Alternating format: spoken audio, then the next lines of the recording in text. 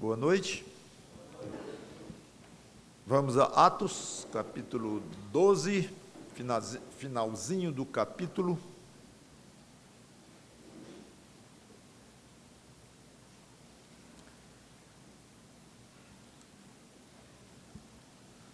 O título da pregação é "E começa a evangelização do mundo".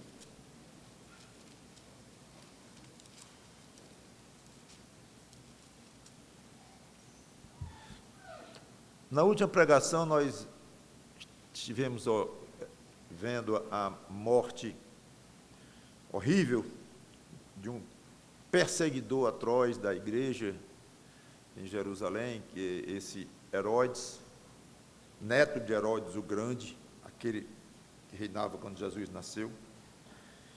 E já vimos isto. E no final do capítulo, nós vemos um contraste aqui, como se Lucas tivesse muito prazer em mostrar um outro ângulo.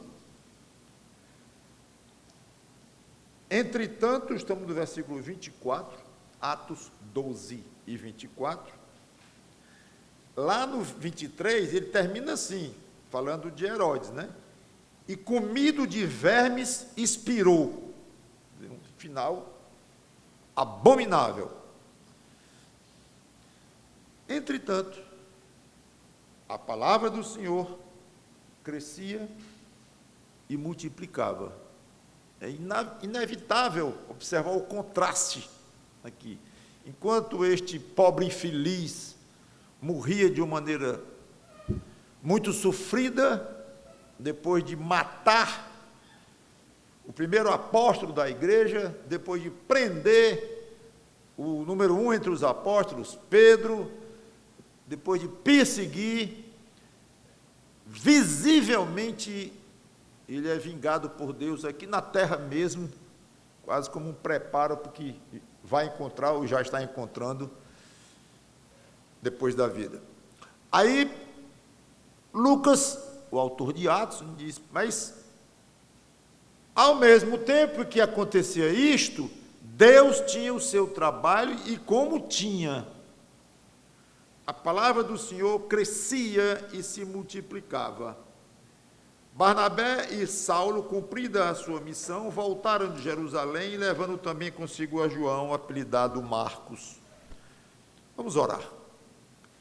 Santo Deus, nosso bom Pai, obrigado pela Tua palavra, que o Teu Espírito Santo nos ensine, nos ajude a transmiti-la com o poder do alto e que esse mesmo poder esteja sobre cada um que vai ouvi-la para benefício nosso e para a honra do Teu Filho Jesus Cristo. Em nome dele te pedimos e agradecemos. Amém. O final aqui é um toque histórico, que eu não vou cansar vocês com detalhes, mas, na realidade, um pouquinho antes havia dito que Paulo e Barnabé tinham sido enviados lá da igreja de Antioquia, onde eles estavam, para Jerusalém, para suprir, levar dinheiro e ajuda para os pobres em Jerusalém, por causa de uma fome que estava se abatendo, ou iria brevemente se abater, de acordo com um profeta chamado Ágabo. Não vou entrar em detalhes. O fato é que Paulo e Barnabé estavam em Jerusalém a mandado da igreja de Antioquia e cumprindo uma missão. Aí aqui diz que eles voltaram então para a igreja que os tinha enviado, Antioquia, e levaram consigo a João, apelidado de Marcos. Esse é João Marcos, ou só Marcos, é o autor do Evangelho de Marcos, primo de Barnabé. E aqui está se formando uma equipe muito especial, que nós vamos ver aqui no capítulo 13, emendando. Havia na igreja de Antioquia, então Paulo está de volta a Antioquia, onde ele estava sediado ultimamente, com Barnabé, tendo ido a Jerusalém só levando esse dinheiro e depois voltou. Aí muda a cena para a igreja de Antioquia e Pedro desaparece do livro de Atos. com uma exceção, lá em Atos 15, no chamado Concílio de Jerusalém, como vamos ver, ele se levanta e diz alguma coisa e pronto. E não aparece mais em lugar nenhum de Atos. Já apareceu muito, já falamos muito de Pedro aqui, extremamente valiosa a participação dele no início da igreja, aliás, fundamental, estava na linha de frente. Aí ele retrai, não é que ele se retrai, é que o foco do livro sai dele e vai para Paulo. Pedro, quando estava, claro, trabalhando lá e tudo, até o dia que morreu e foi martirizado. Mas agora, Paulo pega todo o holofote. Havia na igreja de Antioquia profetas e mestres: Barnabé, o primeiro citado, Simeão, por sobrenome Níger, Lúcio de Cirene, Manaém, Colasso de Herodes, o tetrarca, e Saulo. E servindo eles ao Senhor, e jejuando, disse o Espírito Santo: separai-me agora, Barnabé e Saulo, para a obra a que os tenho chamado. Então, jejuando e orando e impondo sobre eles as mãos, os despediram. Então, o que nós vemos aqui é o seguinte: havia profetas e mestres na igreja de Antioquia. É interessante que nós vamos ver, estamos vendo isso em dons, né, lá nas pregações de domingo pela manhã, e vamos falar bastante desse aspecto da profecia como um dom da época.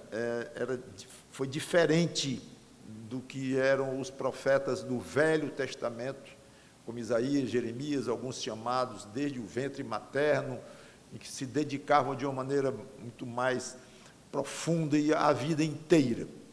Aqui parece que mudou bastante, e eram homens que o Espírito Santo os tomava, e eles então falavam coisas da palavra de Deus, ou explicando, ou predizendo, como profetas, de fato, mas diferente daquele tipo de uma vida profética ou de profeta, como nós temos ideia lá, mas não menos inspirados pelo Espírito Santo, não menos com autoridade quando falam do alto. Então haviam aqui esses homens que não eram muitos, são 5 que fala aqui, e cada um deles tem uma pequena história e tal, mas vamos concentrar em Paulo e Barnabé. Aí diz aqui: servindo eles ao Senhor, disse o Espírito Santo: separai-me agora, Barnabé e Saulo, para a obra a que os tenho chamado. Mostra aqui esses homens, que além de profetas, eram mestres, professores, servindo a igreja normalmente.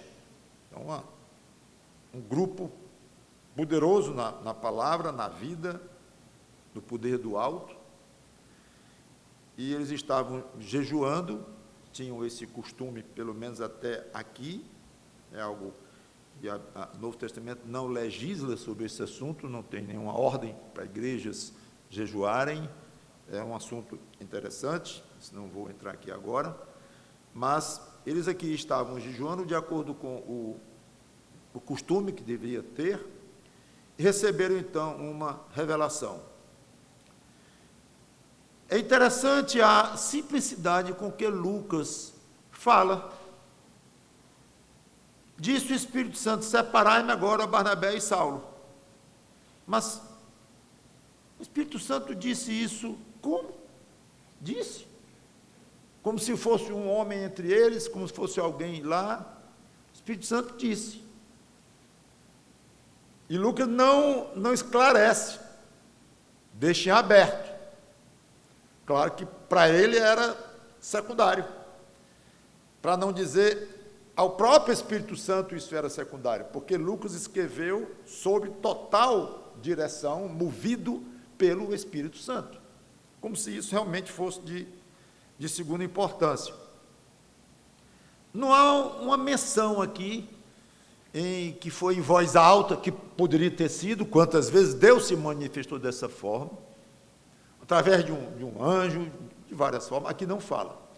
Então é muito provável que tenha sido através de um deles, um dos profetas, que falou em nome do Espírito Santo, ou inspirado pelo Espírito Santo. E na realidade, tanto faz dizer que um profeta falou movido pelo Espírito Santo, ou que o Espírito Santo falou, tanto faz. E é exatamente nesse sentido que nós dizemos que a Bíblia foi inspirada pelo Espírito Santo, ou seja, o Espírito Santo falou através dos escritores da Bíblia. E um dos princípios ou doutrinas fundamentais que nós cremos é exatamente esta, que a Bíblia é a palavra de Deus, porque ela foi totalmente inspirada pelo Espírito Santo. Então, nós costumamos dizer que a Bíblia é um livro humano ou divino? Os dois. Os dois. Divino porque o autor é o Espírito Santo.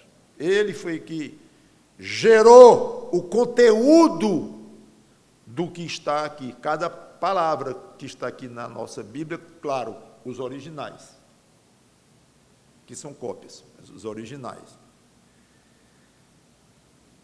E é humano porque o Espírito Santo não colocou uma pena na época, ou uma caneta, ou um computador, um robô, para escrever sozinho. Poderia, ou simplesmente ter aparecido, de uma hora para outra, letras e palavras e frases, textos inteiros, numa folha que estava em branco antes. Surgiu. Poderia. Seria totalmente divino. Mas ele não quis assim. Ele usou seres humanos para escreverem a Bíblia. A maioria homens, mas tem aqui cânticos de mulheres que falaram inspiradas pelo Espírito Santo e foi registrado na Bíblia. Então, é humano. Porque é interessante que os mais acadêmicos, os mais profundos, eles distinguem claramente estilos, até do grego, na forma de se expressar. Isso aqui é típico de João. Isso aqui é típico de Paulo. Aí vem o livro de Hebreus, que ninguém sabe quem é o autor. Aí discutem entre si. Porque um diz assim, não, isso aqui tem todo o jeito de Paulo. Aí o outro diz, não, eu não acho. Um estudioso desse passa 30 anos estudando a Bíblia, os originais, seminário, doutorado, etc. Aí vão discutir. Não, isso aqui não tem nada a ver. Não é o estilo de Paulo. Não é e tal.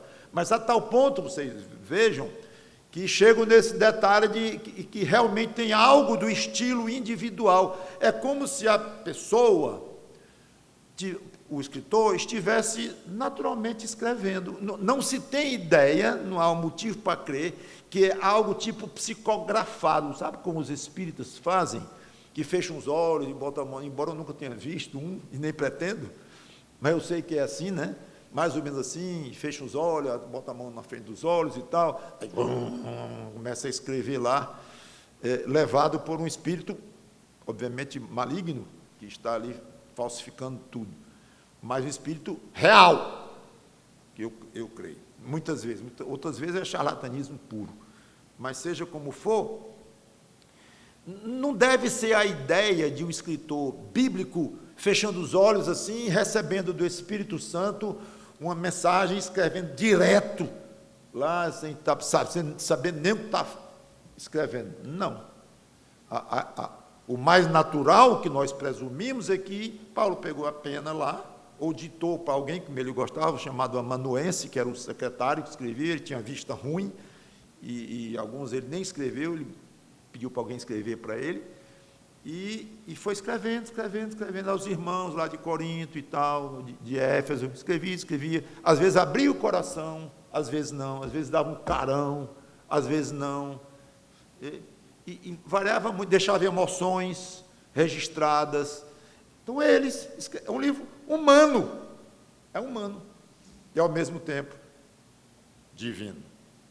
Então, quis chamar a atenção, porque esse tipo de expressão aqui, e a naturalidade com que nós lemos aqui, o Espírito Santo falou, eu explicaria desta forma. O problema é achar que esse fenômeno continua hoje. Não em termos de produção literária. É curioso isto. Nós não vimos hoje dizerem, não, o fulano escreveu, o pastor Cicrano, o teólogo tal, escreveu um tratado, um artigo tão bonito que equivale à própria Bíblia. Curiosamente, a gente não, só vê hereges, mas cristãos, de fato, não. Mas cristãos, de fato, dizem que alguns que profecia existe da mesma forma que antes, e quando alguém fala, está sendo um profeta, tão profeta quanto era Ágabo, quanto era esses do Novo Testamento e até dos do Velho, porque estão falando com autoridade de Deus, é uma profecia legítima. Não estão percebendo que isso é tão sério quanto dizer o artigo que aquele irmão escreveu é equivalente a uma carta de Paulo, a carta de Paulo a Éfeso, aos Efésios. É equivalente. Ou seja, se a gente não pensa muito nisso, nem percebe o quão grave e o tamanho do peso de afirmarem que hoje tem gente profetizando como antigamente, ou seja, com a autoridade do alto, e se tem autoridade do alto, então não tem erro, porque o Espírito Santo estará ensinando errado. Então, isso aí nós batistas, pelo menos a maioria deles, somos firmes nisso aí, não aceitamos esse tipo de doutrina ou de ensino, e temos, claro, a argumentação toda para mostrar que esses dons encerrou com a completude, o final da palavra do período em que a palavra de Deus foi escrita, foi dado como encerrada, que foi no final do livro de Apocalipse. Muito bem. O que é que o Espírito Santo disse? Separai-me agora a Barnabé e a Saulo para a obra a que os tenho chamado. O Espírito Santo assume a autoria da chamada e orienta pessoalmente a igreja para que a chamada seja efetiva. Parênteses. A pessoalidade do Espírito Santo salta aos olhos aqui. É uma pessoa falando. Olha, separem aí esses dois homens, fulano e ciclano, dando os nomes, Paulo, Saulo e Barnabé, para uma obra que eu tenho chamado. Se o Espírito Santo fosse uma força, como alguns não cristãos, da forma que nós somos, mas que não creem na Trindade, por exemplo, e que Jesus Cristo é bem perto de Deus, bem pertinho, muito especial, mas não é Deus. E que o Espírito Santo é uma emanação de Deus, ou uma espécie de uma energia, ou de uma força, algo assim, mas não é Deus. Deus é só Deus. Não sei nem se eles dizem o Pai, talvez até digam, porque o Pai serve para distinguir a pessoa do Pai da pessoa divina do Espírito Santo e da pessoa divina do Filho, como nós cremos nesse mistério que não sabemos explicar. Mas é muito interessante notar a naturalidade como o Espírito Santo se pronuncia de uma forma pessoal. Observem isso. Uma força não faria isso de jeito nenhum. Não teria sentido. Lá no capítulo 26, interessante, eu não vou ler. O próprio Pedro, o próprio Paulo, falando da conversão dele, disse que Jesus tinha dito a ele, quando apareceu a ele no caminho de Damasco: eu te enviarei. Agora vem o Espírito Santo e diz: eu estou enviando. O mesmo Paulo, ou chamando o mesmo Paulo. Então nós vemos aqui mais uma beleza da Trindade, que é a harmonia perfeita entre as pessoas da Trindade. Quando Jesus disse: eu vou te enviar, aí o Espírito Santo diz: eu estou te enviando. Peraí, é um ou é o outro? Os dois, ou as duas pessoas, ou o mesmo Deus. Mistério para nós, mas que cai muito bem no coração dos crentes, porque nós fomos tocados por esse Espírito Santo. Temos como Pai este mesmo Pai de que a Bíblia fala, temos como Salvador esse mesmo Jesus Cristo que disse que ia enviar Paulo. Então, isso cai na nossa alma como uma luva. Pode o mundo achar como quiser, fazer pouco ou fazer muito, ou exagerar para um lado ou pelo outro, pouco altera para nós. E é bom sabermos que podemos ser felizes e leves, em paz, crendo em algo que nós não entendemos praticamente nada.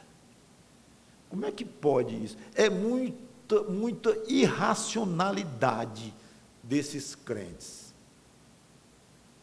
Não achamos isso. Nós achamos que é altamente racional, porque nós cremos numa racionalidade acima da nossa.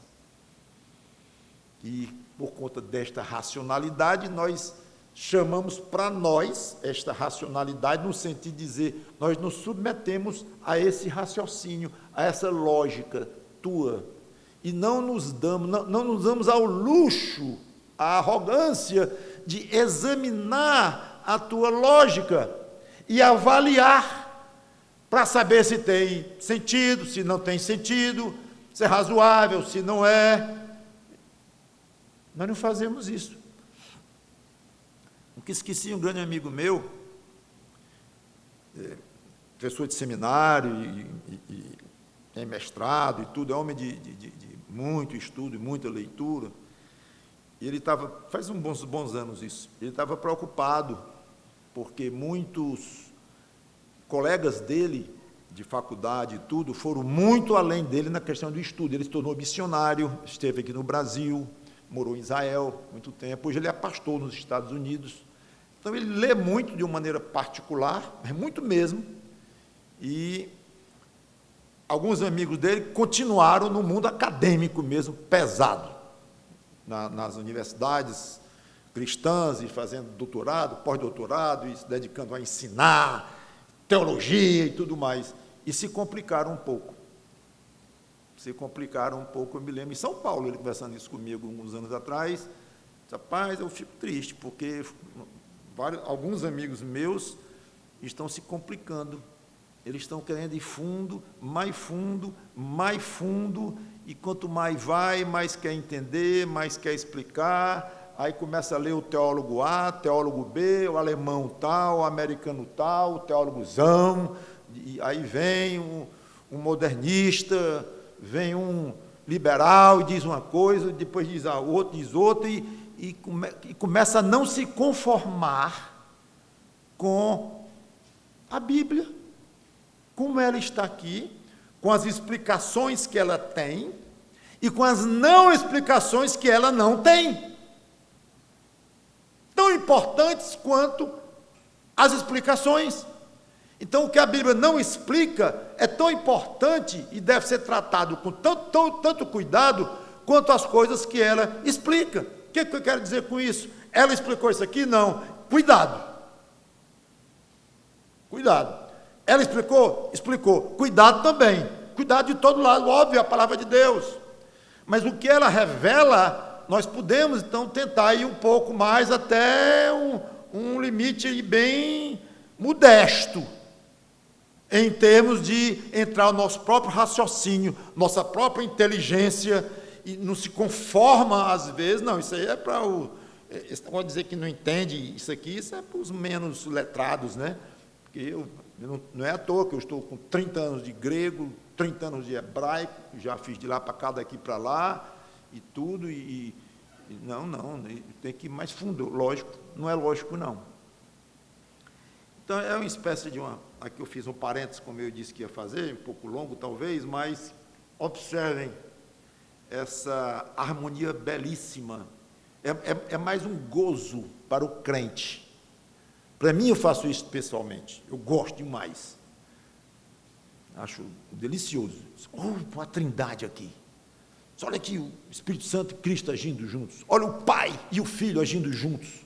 É gostosíssimo ver essa harmonia de trabalho deles, Pai, Filho e Espírito Santo. E aqui temos uma. Muito bem.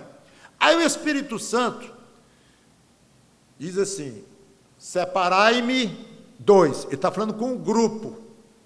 Este grupo aqui, podemos pensar até que são os 5, e em primeira instância pode até ser mesmo, mas por trás deles a igreja de Antioquia.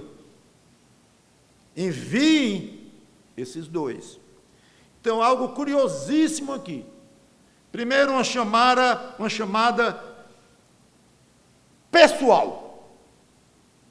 Ele não diz assim, olha, eu quero que você escolha, poderia ter dito, quero que você escolha aqui, desses 5, escolham 2, ou escolham 3. Podem escolher. Ou não ter dado nem dos 5. Entre vocês aqui da igreja, escolhem aí, assim. E às vezes ele pode fazer assim. Aqui não. Esta obra aqui, eu, Espírito Santo, escolhi 2. É Saulo e Barnabé. Senhor, é porque eu não estou muito disposto, não estou me sentindo muito bem, eu tenho uns planos para esse ano e tal. Dá para mandar esse Lúcio, aqui, tem um Lúcio aqui, né? Dá para mandar o Lúcio no meu lugar? Barnabé não ia fazer isso. A igreja não ia fazer isso, não ia ousar, porque era uma chamada pessoal a Paulo e a Barnabé. Poderia ter outras chamadas, certamente tinha, outras tarefas para os outros, para todos na igreja, sim, mas esses 2 aqui estavam nominalmente citados, e para uma obra específica.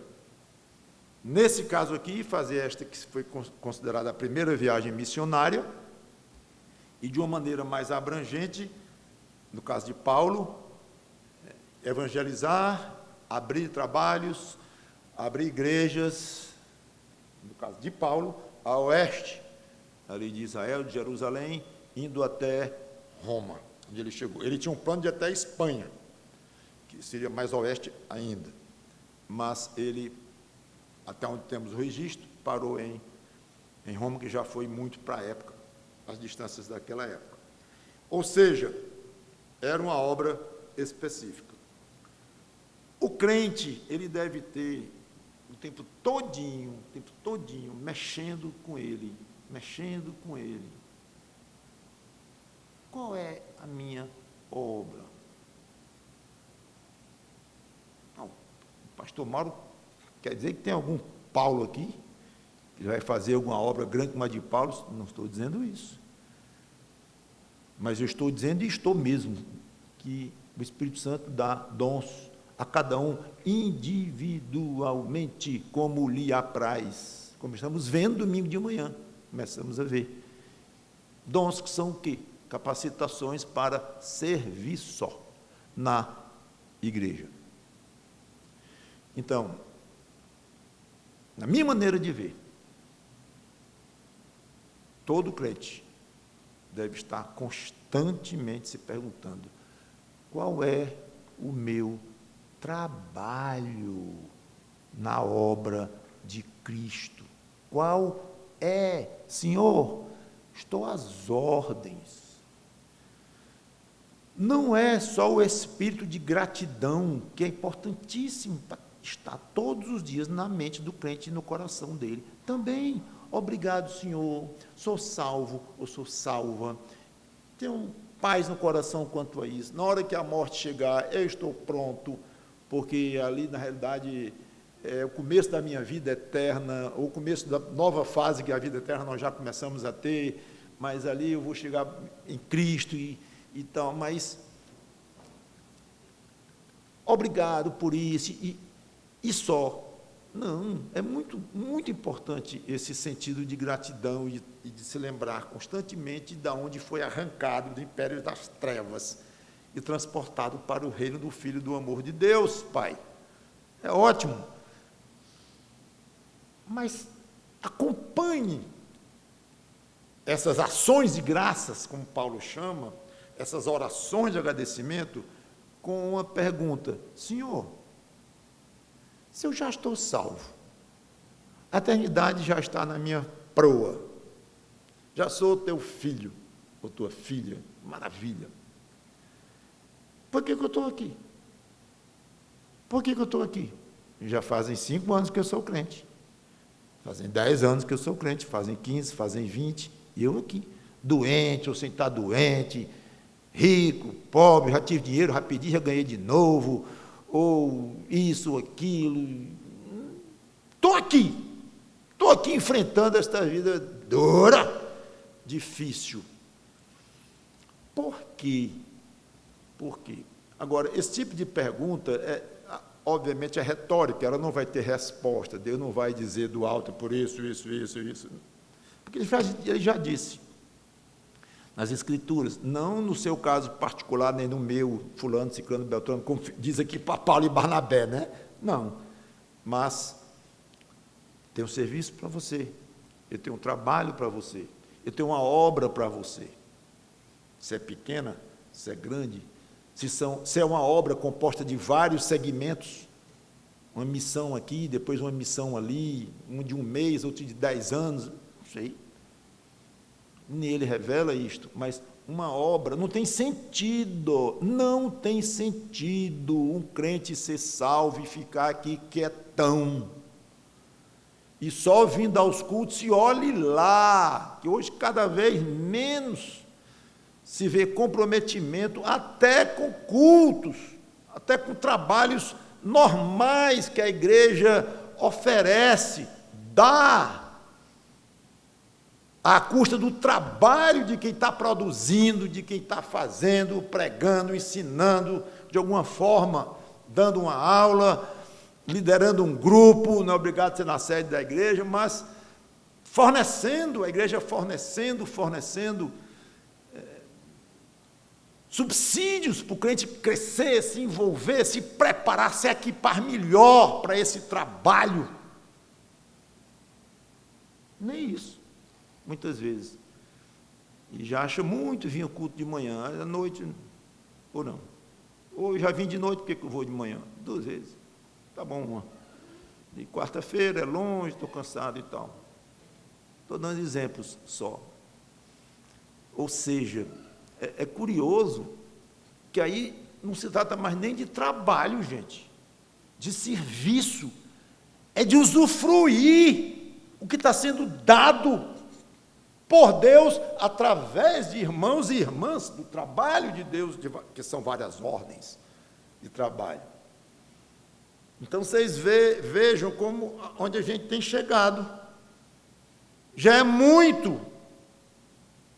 Quando os pastores estão conversando isso, fulano é firme na igreja, ele não falta um culto.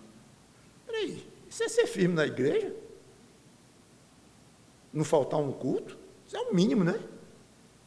Claro, sendo possível, estando dentro da possibilidade da pessoa, tem as impossibilidades, as dificuldades, a gente sabe disso, claro. Estou falando como um princípio, como uma maneira de ver, como um compromisso interno lá dentro do coração. Agora, daí passar para trabalho. Hoje tivemos uma demonstração bonita aqui de manhã na igreja, como temos em toda eleição. É gostoso isso. Vários irmãos, algumas dezenas de irmãos, dispostos, se submeteram a votações, alguns de um turno, 2 turnos, 3 turnos, até, de acordo com os estatutos, temos ali uma lista de diáconos, uma lista de conselho de patrimônio, os 2 juntos vão fazer o conselho geral, juntamente com os pastores titulares e os auxiliares. Esse é um exemplo bonito de serviço. Dando aulas na escola dominical, liderando grupos em casa, são alguns exemplos. Servindo o jantar, como ontem, uma missão que durou algumas horas, do preparo e da entrega em si, muito gostoso tudo aquilo, e cessou aquela pequena missão. Depois tem outra, mostra toda uma disposição, e quando você vê o grupo de jovens que está lá trabalhando, esteve lá trabalhando no jantar, coincidência, é o mesmo, praticamente, que esteve na missão tal, que esteve envolvido com o trabalho evangelístico ali na praça, e curioso, são basicamente os mesmos. Coincidência? Não, é compromisso, é entendimento do que é trabalhar. Vocês foram ver lá na cozinha ontem, o suor descendo deles, trabalhando. E quantas horas os pessoas de escola dominical passam de noite, nas noites, às vezes que eu sei, de madrugada, preparando uma aula que não deu tempo de preparar, porque estava viajando, porque estava isso com aquilo, homens de responsabilidade, que estudam para valer, para poder dar aulas aqui, em várias profissões diferentes, até aprendendo gente, tem aqui quem dê aula, tem de todo jeito. Mas trabalho sério, duro, comprometido, gente. Aí vem aqui a Bíblia, bonito, né? Quem falando? O Deus, Criador do universo. Me separem aí, Saulo e Barnabé. Eu tenho um trabalho para eles. Você não consegue imaginar este Deus aparecendo para você, ou sem aparecer mesmo, só falando uma voz, não sei, ou no seu coração dizer, eu tenho um trabalho para você, fulano, cicrana, eu tenho um trabalho para você. Por que não? Por que que você teria esse privilégio de não ter? Esse privilégio eu estou usando ironicamente, viu? Porque seria o antiprivilégio. Quer dizer que eu não tenho nenhum trabalho, o Senhor não faça isso comigo. O Senhor me tirou esse privilégio. Eu vendo na igreja os irmãos servindo, as irmãs servindo, vários, altamente comprometidos, pessoas ocupadas, servindo, e eu não tenho trabalho. Senhor, não faça isso não. Então eu usei o termo privilégio de não fazer nada, repito, ironicamente, porque é horrível não ter essa chamada, seria castigo, seria uma disciplina grande de Deus, e para agora você não serve mais. E você duvida? Eu duvido zero. Para não dizer, estou convicto que muitos crentes se tornam inabilitados mentalmente, psicologicamente, fisicamente, e enrolados com a vida e família e tudo, se complicam todos, tudo. Crentes. Não posso dizer o caso A, caso B, não tenho revelação para isso, mas eu não tenho a menor dúvida de que o Pai que nos disciplina não vai servir, não quer me servir. Lhe dei anos com oportunidade, aliás, convidado que você foi ano após ano para servir. Tudo bem que não fosse naquela categoria, e isso aqui não é uma mensagem minha que eu estou dizendo, para os que não aceitaram este ano. Não, eu sei que tem a circunstância, a ocasião, sei disso tudo, não tem nada a ver não pense que é com relação à lição de hoje, que os que não aceitaram. Não. Eu estou falando, é qualquer tipo de serviço, de trabalho, de envolvimento na sua igreja. Fazer parte de um grupo de oração é um trabalho. É um trabalho. Você fazer roupa para depois vender e dar para o trabalho de Deus, é um trabalho. Você pintar a igreja, é um trabalho. Qualquer trabalho. Mas que não seja um trabalho envolvido com a sua manutenção. Há a parte, claro, de pastores que são chamados para isso, digno é o obreiro do seu salário. Claro, tem a categoria, da qual eu passei muito tempo sem fazer parte, depois fazendo parte. Já conheço os dois lados. Mas tem a categoria daqueles que são remunerados para isso, para poderem mergulhar de uma maneira total, em termos de tempo e energia, tudo, no trabalho de Deus, na obra de ensinar e tudo. A parte desses, os crentes têm que ganhar o seu pão, com o suor do rosto.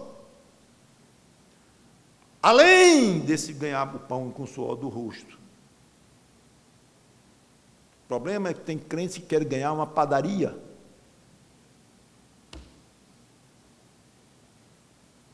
Com o suor do rosto. E tem um emprego. É pouco. Aí tem 2. É pouco. Aí tem 3. E antigamente, grande parte, as mulheres nem trabalhavam profissionalmente, assalariadamente, mas ficava com os filhos e com a ordem da casa.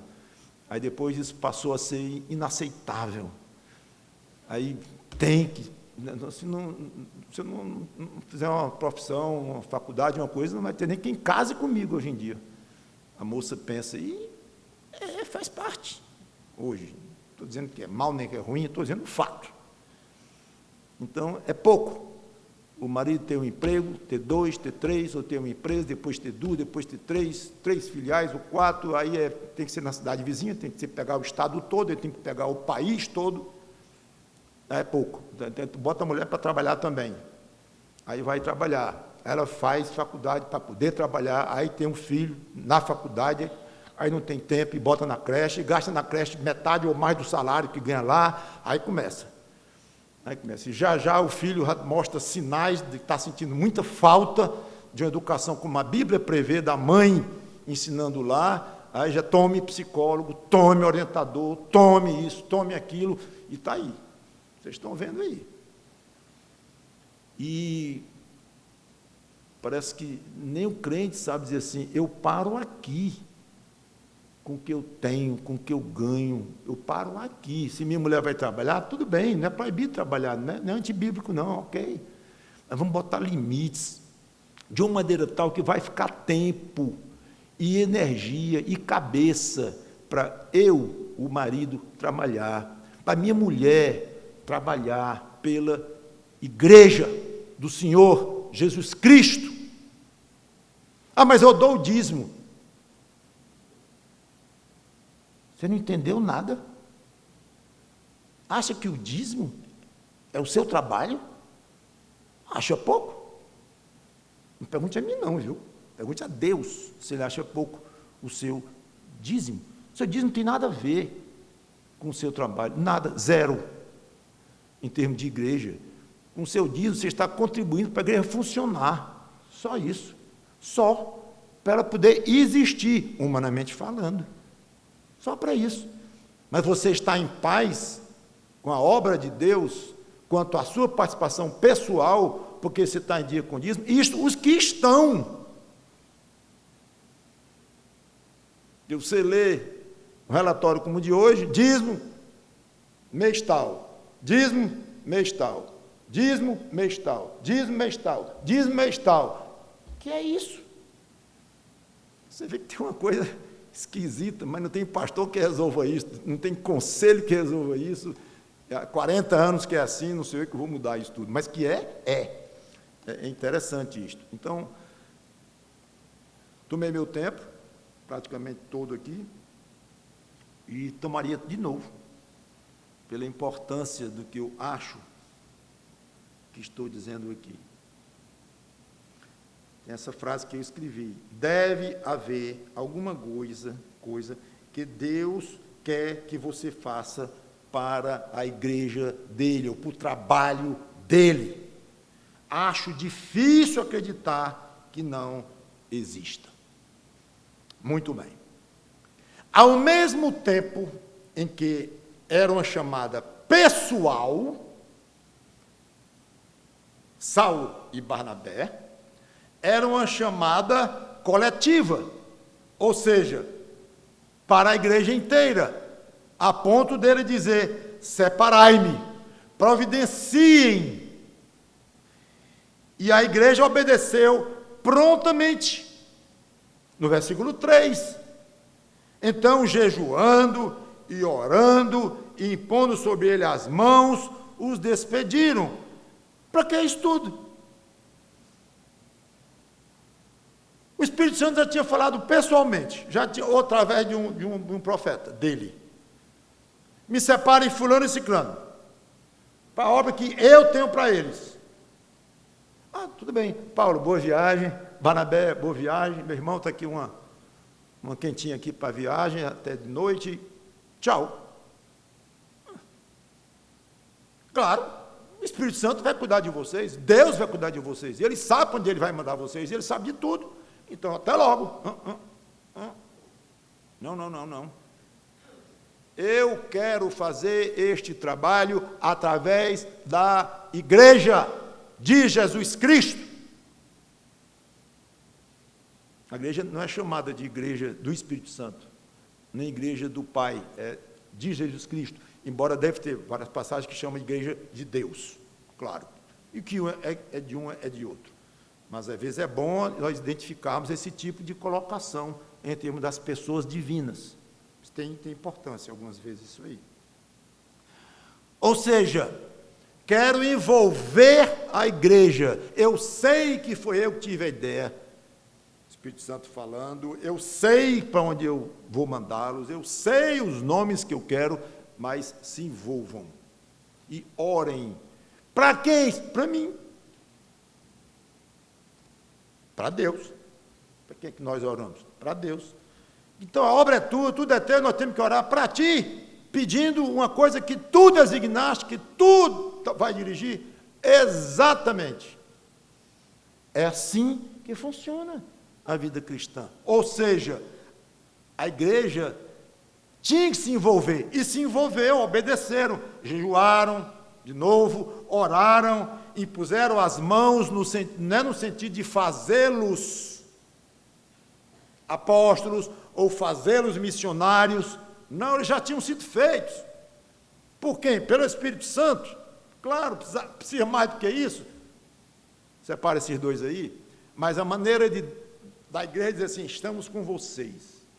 Colocou a mão em cima, o que é nosso, em termos das orações, do nosso dinheiro, do nosso pensamento, que nós temos, está sobre vocês. A missão de vocês é de Deus, mas vão em nosso nome também, em nome da igreja, vão como nossos enviados. É muito bonito isso, gente. Então, são enviados de Deus e de homens, no caso, homens e mulheres, que fazem a igreja. Primeiro caso da Bíblia enviando formalmente evangelistas. Formalmente, igrejas enviando obreiros. Fique imaginando a falta que esses dois homens fariam lá. Já pensaram se Paulo fosse o coordenador do departamento de evangelismo da igreja de Antioquia? Perdemos nosso coordenador. É um pequeno coordenador, apóstolo Paulo.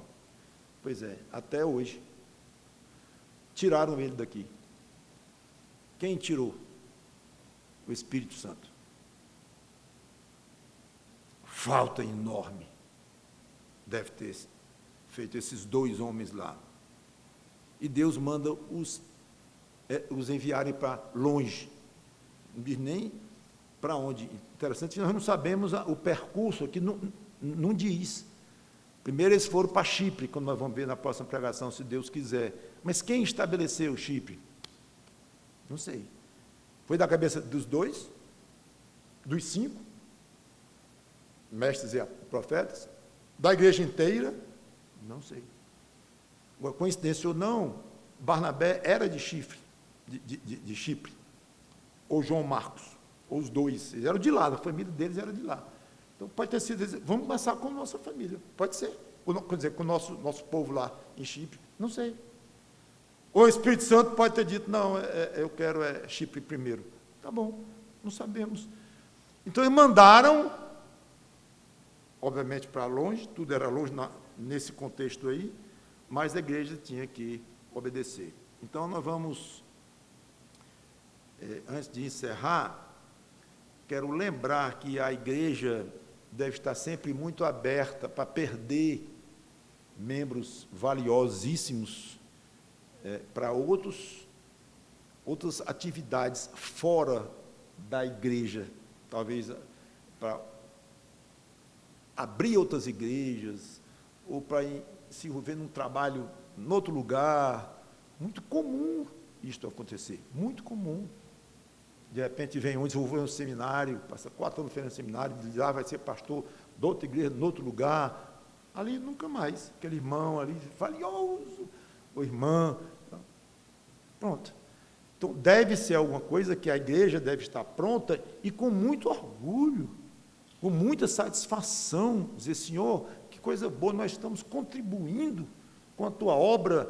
Olha o nosso irmãozinho que saiu daqui, novinho, 18 anos de idade, para fazer seminário, depois chegou lá no seminário, casou, está num lugar tal, ou sendo pastor da igreja tal, ou professor de seminário, lá mesmo ficou dando aula, não sei, mas é bonito isto, e é gostoso, a gente nós devemos estar atentos, para quando Deus quiser chamar para fora algum de nós. Vamos fazer falta, mas o trabalho é de Deus. Então, vamos encerrar aqui, que Deus nos abençoe com o que aprendemos, e vamos viajar com eles na primeira viagem missionária da história do cristianismo, que está nascendo aqui. Vamos acompanhá-los a partir do próximo domingo. Vamos orar.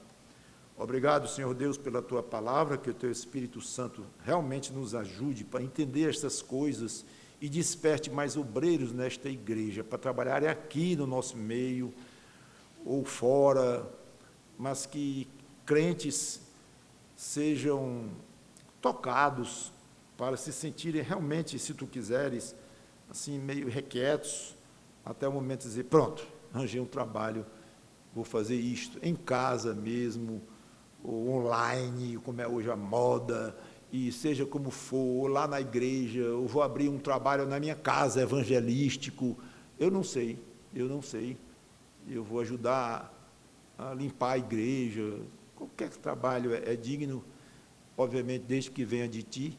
Então, que esse irmão ou irmã esteja afinado com o Teu Espírito para receber esse trabalho, e a igreja afinada também com o Teu mesmo Espírito para honrar esse trabalho, abençoar, orientar, apoiar esse tipo de trabalho. Em nome do Senhor Jesus Cristo te pedimos e te agradecemos. Amém.